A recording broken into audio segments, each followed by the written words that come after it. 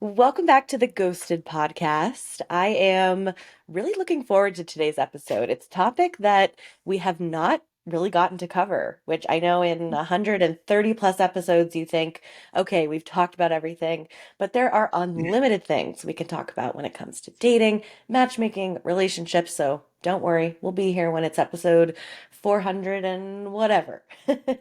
So today, there are a lot of things that can impact intimate relationships. Maybe we get in our own way, maybe timing, maybe anything. What about fear? That's what I really want to delve into today with my special guest, Dr. Avrum Weiss. Thank you so much for being here. My pleasure. I'm looking forward to it. And let me just read your bio for people who don't know who you are yet. They're going to get to know you pretty well. Yeah. So, Dr. Weiss is a psychotherapist, an award winning author, and speaker. His decade long work on understanding the internal lives of men culminated with his recently published bestseller. You guys will get the place to order this Hidden in Plain Sight: How Men's Fears of Women Shape Their Intimate Relationships. Dr. Weiss is a regular contributor to the Psychology Today website, offers workshops nationally about psychotherapy with men and helping men and women understand each other. He practices psychotherapy online from his home on an island in Mid-Coast, Maine. I really want to know more about what it's like to live on an island over there, specializing in psychotherapy groups for men and consultation. You are a busy guy. Yeah, I moved here thinking I would be slowing down, and then this book came out, and I'm sort of trying to figure out what the hell I'm up to because I'm hardly slowing down. Oh my gosh. So has the response to the book so far been pretty good? Yeah, and it's hard to say yes to that without sounding like I'm tooting my own horn. But when I tell you what You're the allowed. response has been, I'm not trying to toot my own horn. I'm trying to say these ideas really matter to people. But I just passed 2 million views on Psychology Today. And so Wow. the reason that's important to me is that I got to these ideas by listening to men. Hmm. And if you listen carefully to anybody, you're going to hear stuff that really matters. And so the only thing I take credit for is listening carefully and hearing something that somehow other people didn't hear. But I don't know how you could have any conversation with any man that lasts more than 2 minutes and not understand that he's scared of women. But then that's, how I see things now. So Right. So your experience has been, working with men, listening to things. And are these single men, men in relationship? Is it similar things you hear from both? any straight man, being in a relationship or Oh. not, if anything, being in a relationship intensifies, it changes the dynamics. But what happened was I started listening to men, and the conversation always went the same way. They would very rarely talk about themselves, and they would mostly talk about their litany of complaints about their partner. Oh And boy. so you're smiling, right? You're not I'm surprised. smiling because as the matchmaker, the single Yeah, guys just complain about all the women they're dating. that's right. So I would listen, and I would ask the, typical therapist question. I'd say, "Well, have you talked to your girlfriend, partner, whatever, about this?" And they would look at me like, "What an idiot." Like, no, of course I haven't talked to her about it. That's why I'm here Mhm. talking to you. And it gradually occurred to me that they weren't talking to them because they were scared. I actually worked with one guy who Mhm. came into me right before, bad place in his marriage, went Yeah. through that, got divorced, and he has never once told his ex-wife, why he divorced. He literally went all the way to divorce. It was less frightening to him to divorce than it was to say to her, here's what I'm unhappy about. And so I started checking it out with guys and saying, it kind of sounds like you're afraid of your wife. And I would get the same response almost 100% of the time. First, they'd kind of bow up and get defensive because, you say to a man, you're afraid of a woman, you've really tread on sacred ground. But I tell you, Yeah. within a minute or two, 100% of the men I talked to went, huh, that's an interesting idea. That might explain a lot. And then things start unfolding that just hadn't made any sense before. And then once you start thinking about it this way, a lot of things make sense that didn't make Hmm. sense before. Wait, so what would you say are the biggest fears that came up with some of these men that you were talking about? And I'm assuming there were some commonalities. Yes. So I sort of said that there are seven things that generally emerge, and I listed them in order of, and of course it's not like they're exactly seven and they don't overlap. Of course, that's not true. But Yeah. they move from the sort of more conscious down to the deeper fear. So I'll just give you a smattering of some from each. So the more conscious ones are ones men would be more likely to acknowledge and women would not be as surprised by. So it's Mm, clear to most people that men are afraid of being controlled by women. And we know that's true because men protest all the time that they're not controlled by women. And the single biggest insult that any man can say to another man is that you're controlled by a woman.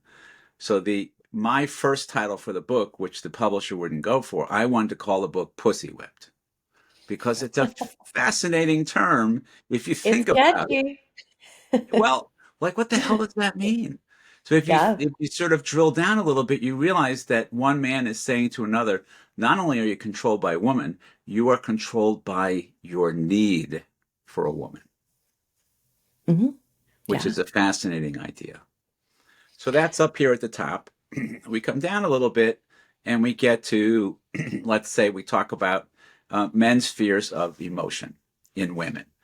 But Hmm. what's really going on, it's not that they're so much scared of you having feelings. They're scared about the feelings that they have when you're having feelings, because we know that emotions are contagious. If you're around somebody who's feeling anxious, and I've written a lot about anxiety in couples, if your partner is anxious, pretty soon you feel anxious. In fact, other people try to give you their anxiety and ask you to take some of it all the time. Here's a very everyday example. You're meeting someone for lunch and they're late. And they walk in, and the first thing they say, of course, is, "Oh, I'm so sorry I got stuck in traffic." And what are you supposed to say? Supposed to say, "Oh, it's okay. It's Don't okay, worry it's about okay. it." You know? Which is a play on their part for you to make them feel better. You take some of my Yeah. anxiety. I don't want to have it let me off the hook. And you're not supposed to say the truth, which is, I'm kind of irritated that you didn't take my time very seriously. You're not supposed to say that, right? Because you're not supposed to leave them with their anxiety. You're supposed to share it. That's an everyday example. So Yeah. couples are playing with anxiety all the time, back and forth, trying to, and it usually ends up, more of it ends up with the woman. And the way I understood this was one night there was a loud noise in the house. My wife hates me to tell this story, but I am going to tell it. And Well, don't let her listen to the podcast. yeah, you should. Neither one of us said a word.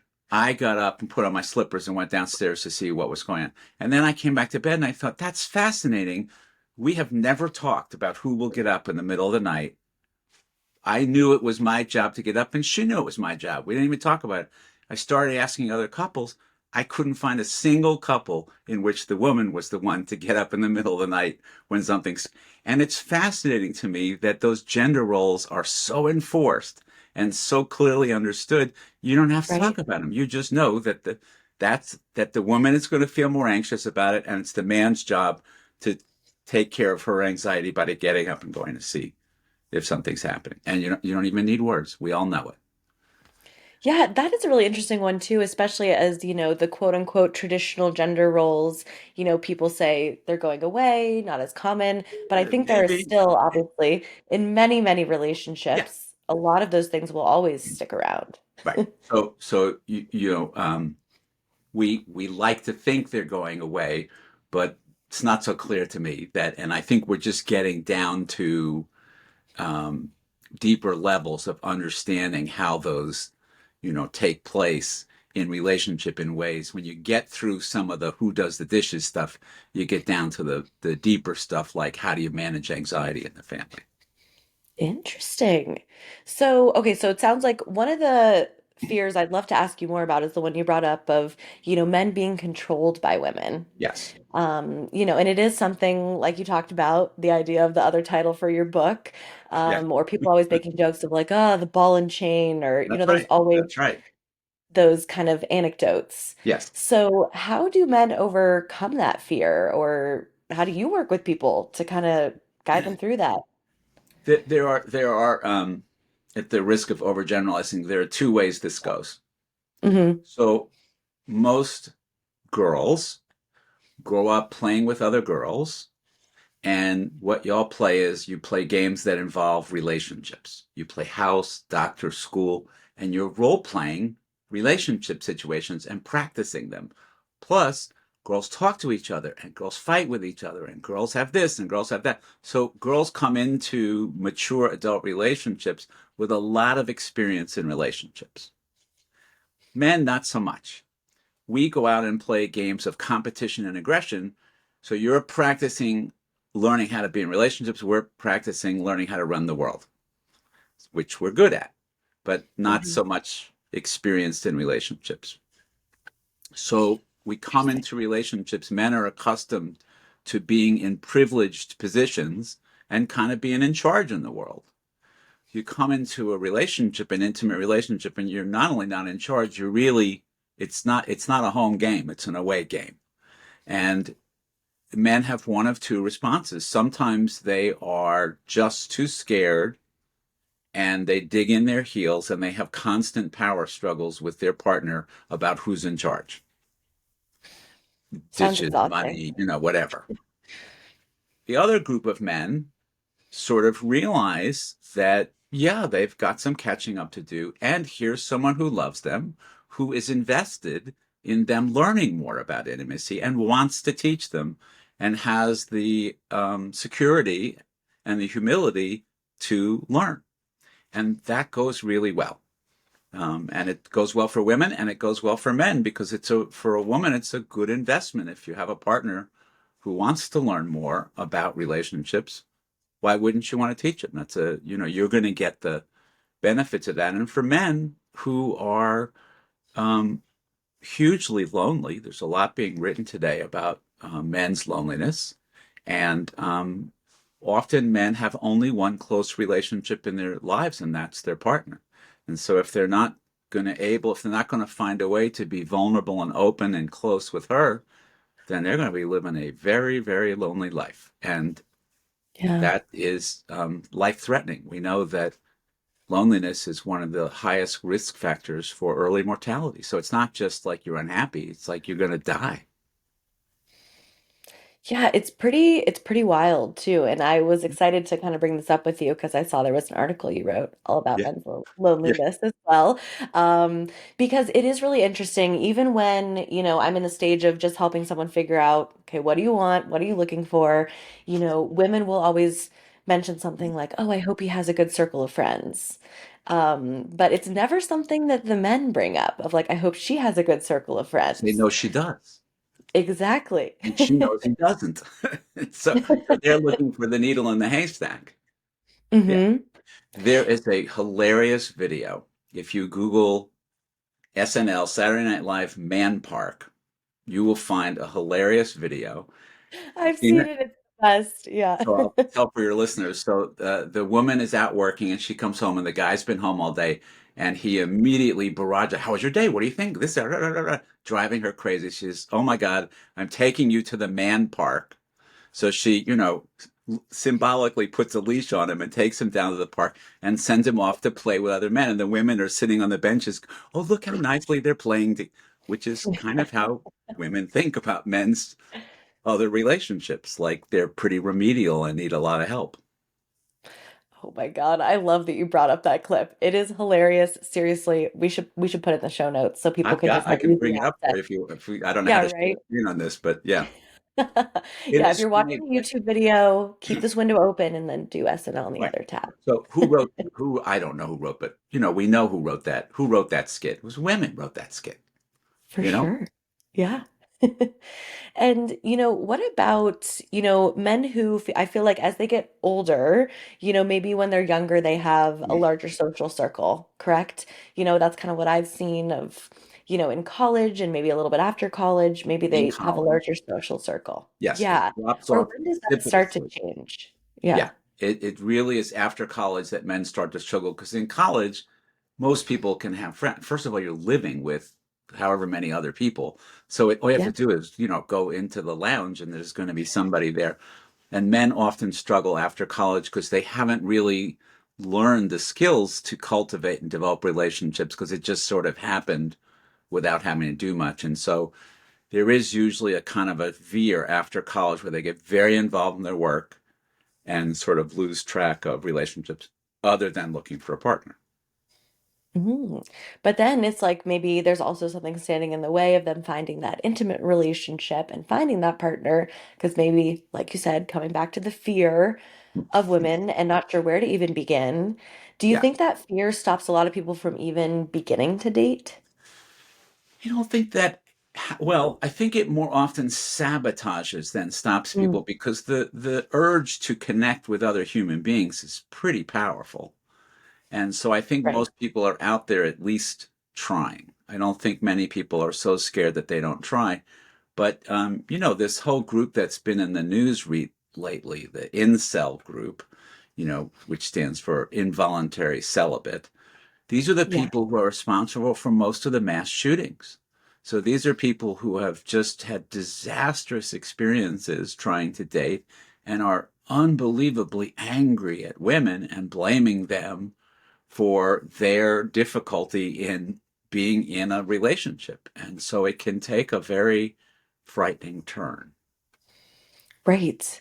Yeah, the loneliness factor is a serious thing that we need to address too. And, I feel like I noticed too, and maybe I'd love your thoughts on this too, as I get more Gen Z people that reach out to me that want to date, you know, it is less of like, oh yeah, on the weekends I'll spend a ton of time with my friends, and more so doing more like alone, insular kind of Mm. activities too.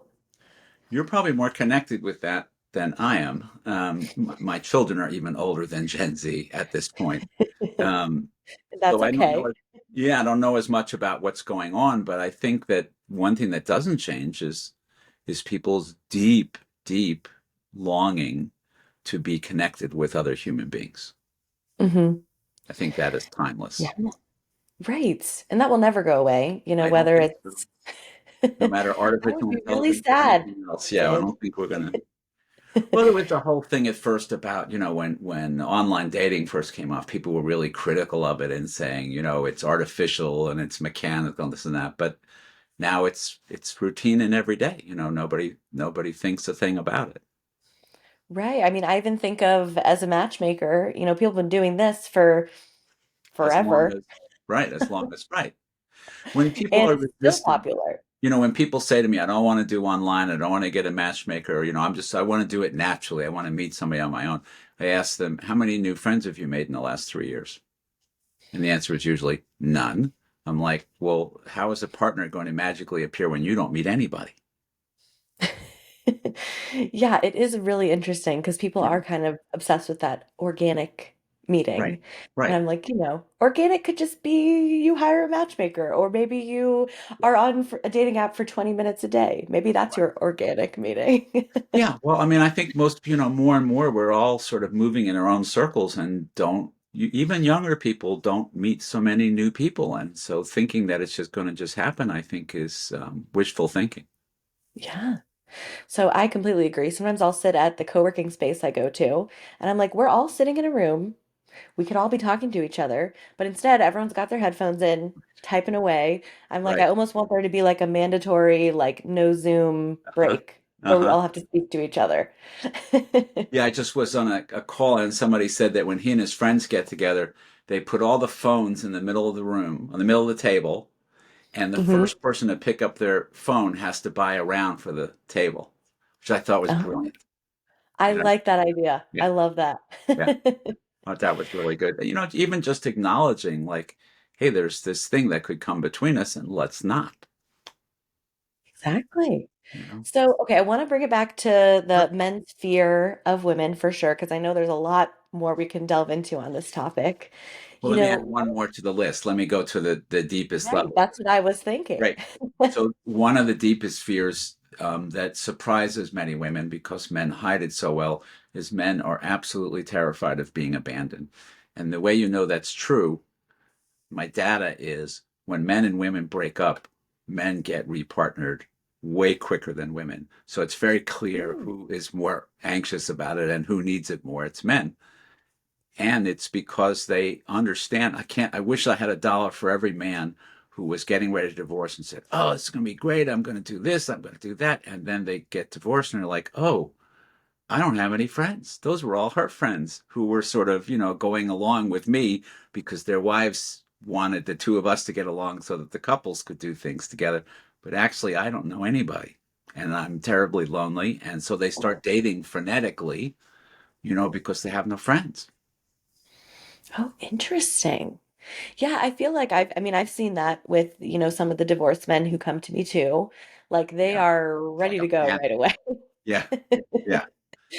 Maybe Exactly. not actually ready, but they think Or they're people, ready. people who divorce and you look at their profiles or what they tell the matchmaker, and it's like, I want to meet people who want to get married. I'm like, you didn't even meet her, and you're going to lead with like what somebody was like. That's kind of an odd criteria to meet somebody. Right. Maybe find the person and then figure out what kind of relationship Exactly. is going to work for you. And maybe not lead so much with your desperate need to find somebody. hmm Yeah, it's Instead of like, kind of this whole talk lately about that abundance mindset. I think it Mhm. applies to dating so much. If you're like, okay, there's no one out there, or even some of the fears I hear from men are like, there's no good women out there, or there's no one for me. Does that kind of tie into the fear of being Yeah. abandoned in a way? Well, I think so, and hmm I'm smiling because I'm always amused when I hear that. Men and women both say that. They Women say do, there are for no sure. good single men, and men say there are no good single women. I'm like, well, it's actually not mathematically possible because there are about the same number of men as there are women.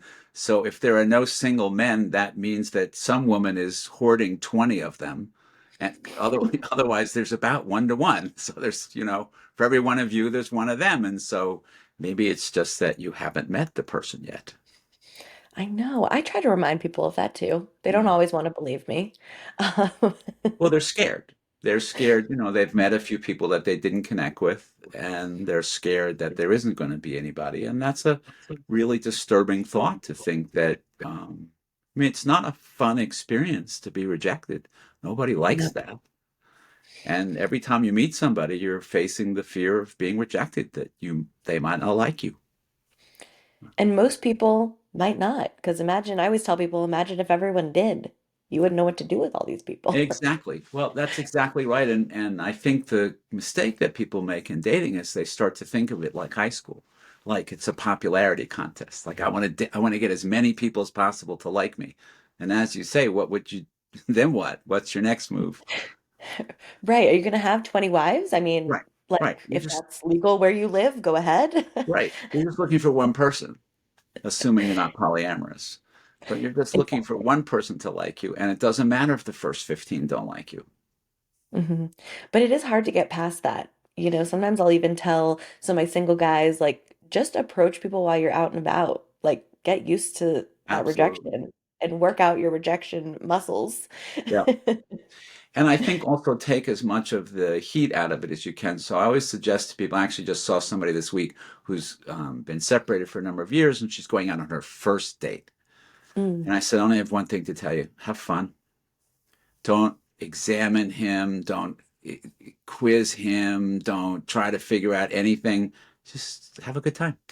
And if you enjoy yourself, it's very simple. If you have a good time, see him again. If you don't have a good time, don't see him again. It's a lot simpler than people make it out to be. Oh my God, people try to complicate this stuff like crazy. When I get, so many engineers or analysts or data people, they have Yeah. spreadsheets they want to show me. Oh yeah. These Oh guys yeah. have been tracking it like baseball statistics. Yep. And I'm like, no, burn that. No. Right, because what part of yourself are you leading with then, and who would be attracted to that? Right. You're kind of just setting yourself up to fail because, Right. sometimes in dating, 1+1 does not equal two. I'll tell you the other way to look at it is, if you think about people who are happily partnered, you think about couples that you're really impressed with their relationship. They're hmm never alike. I can't think of a Yeah. single couple I know where they're both introverts or both extroverts. Every couple I can think of has an introvert and an extrovert. So people are obsessively coming up with these lists of ways they want to match with other people, but happy couples are not necessarily matched. Something else happens that is not at the level that they're worrying about. It's such a good point. I think I've talked about this probably on the podcast. My husband and I are different in so many ways, but similar in a lot of the ways that have brought us closer. That's right. But I'm in Colorado. I always joke, I always get people that say, well, someone has to ski and they also have to have Right. the same ski pass as me. And I'm Right. like, do you have friends? Where are your Right. friends at? Right. Exactly. Exactly. Yeah. So, yeah, looking for your clone may not be serving you. Yeah, no, it's not. It's disserving you. It's Mhm. leading you in the wrong direction. And people often come back and they say to me, the most bizarre things about why they don't want to see someone again. I'm like, one of the things I point out to people is I ask them, people who are happily partnered, what do they spend most of their time together doing? It Mhm. it's not it's not sex. It's not, all the things that they just hang out together. They're just sleeping and hanging out together. So really, you're looking for somebody that you like to spend time with. You enjoy their company. Right. Yeah, and you can have different interests, you can have different hobbies. I mean, you never hear friends saying, "Oh, we can't be friends because you don't like skiing." Nobody says that. Right. I Yeah. mean, maybe some people. I don't know Huh? though. It's unusual. But So, in couples, all of a sudden we get, a little yeah. nuts about that. What about maybe some people feel like they don't have a good like relationship role model in their life or a couple they can look to of like, oh, this is a healthy relationship or what would you suggest if people are kind of like, I don't even know what my end goal is because I don't have that in my life. That's a great question. I'll give you two different answers. I think for men, having an older man in your life to mentor you is a really time-honored, important experience for men. Um, Mm, it, it's been happening that way for as long as history.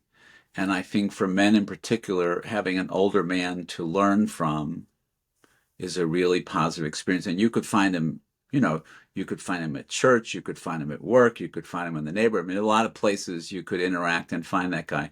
And in terms of media, I am particularly enamored of the television show. It's an old one, Friday Night Lights.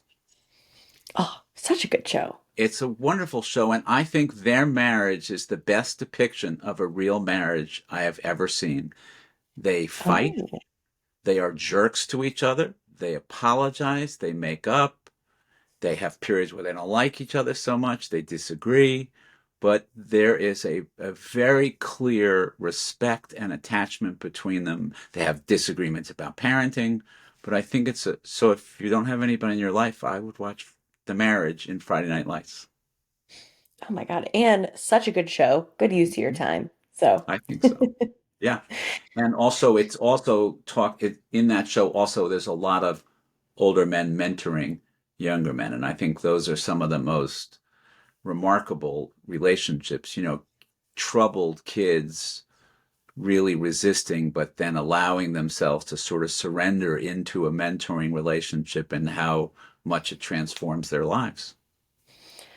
right. Yeah, it kind of goes back to like that loneliness factor too of, having that male mentor in your life can Yeah. also help with that. Yeah. Um, and just knowing, hey, I can Yeah. survive this part of my life too. Yeah. There's a huge crisis. I heard I don't actually know what profession they were, but they were asked the question, what is the most dangerous thing in the world? Is it AIDS, Ebola, COVID? And he said, oh, no, no, no. There's one thing that's more dangerous, head and shoulders above anything else in the world.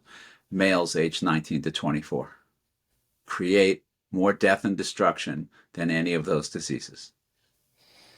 So we have Which is so crazy to think about. Yeah. these are largely unfathered young men. Hmm. And it's not like a minor problem that we can overlook. It's a really serious problem that we need to pay attention to because it causes a great deal of harm. And these kids are lost. And I'm a little, I have a little bit of a bias. I worked in a prison system for a while. And Oh, wow. when you work in a prison and you're doing an intake and someone's telling you about their life, if they mention their father, you're sort of like, what? You had a father? It's a very rare experience in a prison. It's not a rare experience to have a young man tell you their father, assaulted them with a deadly weapon. That happens fairly often, but Hmm. you just don't hear guys talking about being raised by a father. Oh my gosh. And yeah, that is something I don't know how we can even begin to tackle in this lifetime, but hopefully. We need there to be other men, other mentors, your coach, your pastor, your teacher. I mean, I've had a series of male mentors in my life, starting in high school. I was really floundering in high school, and the English teacher took me aside and said, "Let's get you into a directed reading. Let's get you out of some of these classes." And I would just meet with him once a week and talk about what I was reading, which was a tremendously helpful experience for me. Hmm. And amazing that he reached out to you and was proactive about that Yep. too. Yeah. So Wow. more of that, more places where we encourage guys, particularly guys who are single or don't have kids, who really want that richness. They want to experience that wonderful feeling of mentoring somebody and watching them do well. It's just a great feeling. It's incredible. Um, so encouraging, supporting that happening. Community And center would be another way to do it. right. Yeah, there are resources out there. Yeah. I'm sure we Yeah. can, I'm sure you have some links maybe on your website, or we can provide some for people too Yeah. if they're listening and Hmm. curious about that. Hmm. What other fears might surprise men or women listening in terms of getting in the way of their relationships? We let's go back to one we talked about just briefly, which is fear of emotions, because I think people will Yeah. really understand that. So the way that women perceive it is that they get into an argument with a man, and then the more emotional it gets, the more he withdraws, and the more rigidly he insists. I just saw a couple he kept saying, I want to have an intellectual conversation. I'm like, are you married, or this is a law firm? Um, so what's happening is women imagine that what's happening is the guy is stonewalling them and then it's a power struggle. What they don't understand is that the guy is being flooded with his own feelings, which he has no idea what to do with. And since he can't soothe them in himself, he's trying to quiet them in her in the hopes that it will then indirectly soothe him. And when you teach women that the guy they're talking to is terrified, they slow down and back up because, most of us, if we know we're talking to somebody who's scared, we slow down. Um, Yeah. and so women get they pursue less aggressively, which gives the men more room and they start to come into their own when that happens. I run online psychotherapy groups for men. And one of the biggest surprises to me, therapists are generally not very complimentary of men. They complain that they're withholding and they don't know how to talk about their feelings and they want to talk about sports or whatever. But what I learned, which really surprised me, is you put a group of men, just men, in a room and they are dying to talk to each other. My men's groups, in some ways, are more committed to the work and more intimate with each other. None of my mixed groups do people talk about loving each other, and my men's groups talk about loving each other all the time. So that's the part of Wow. men that women don't know. They don't see it, they don't understand it. And if they do know it, it really changes how they look at their partner. That makes total sense. And I wish there were more outlets like that for men too. Because as women, like we were talking about, we have our groups of women. Right. We'll all get together and talk about anything and everything with someone Right. maybe you just met 10 minutes ago. Well, they can create outlets. There's a chapter in the book which is very important to me. It's very important that it be in the book. It's basically a guide to men who want to find other men to talk to. And basically, what I suggest is use the book as a sort of way of easing into it. Get a bunch of guys together who want to be in a book group, which is less threatening. Read the book together, start talking about the book, and that will almost certainly open into a more personal conversation. And there you have it. You have a group of guys who want to get together and talk about personal things. So if it's not there, you could make it. You could be the one who initiates it. Ooh, okay. Well, this is good. This is a good tip. Yeah. And where can people buy your book, connect with you, make sure they get involved with the awesome work that you're doing? Sure. Thank you.